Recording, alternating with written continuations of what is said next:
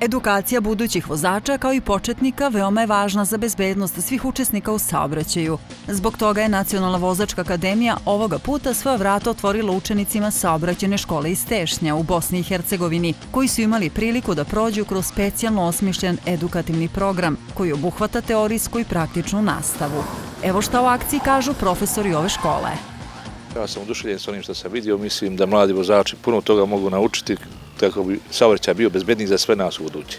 Oduševljen sam posjetom centru Navak, mislim da je bilo korisno ovo predavanje koje su učesnici vidjeli u toku izlaganja vaših predavača, a i sasvim sam dovoljno upoznat sa radom vašeg centra jer pratim kroz emisije i mislim da je to super stvar što radite u podučavanju novih vozača.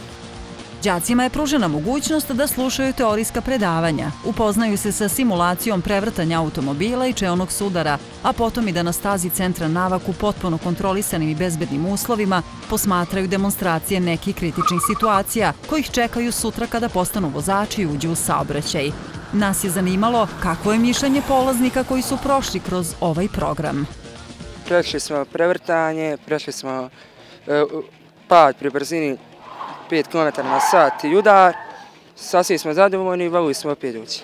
Ovdje je super, meni se ekstra dopada, najviše mi se sviđaju ovi dijelovi što se tiče praktično. Pa najviše mi se dopalo simulacija prevrtanja, jako je dobro. U ovoj vježbi što smo prošli sada, izbjegavanje pješaka, veoma je korisno jer zato može da se desi svakom od nas u praksi, jer svako od nas će biti vozač ako nije već. Korisno je bilo što sam naučio mnoge stvari koje nisam znao i što sam praktično doživio. Stvarno odlično, još pogotovo zato što mi idemo u ovu školu i za nas je mnogo korisno i također što smo budući vozači. Ono što me dojmilo jest ljubaznost osoblja kao prvo, onda veliki kompleks koji se prostire na 32 hektara, čini mi se.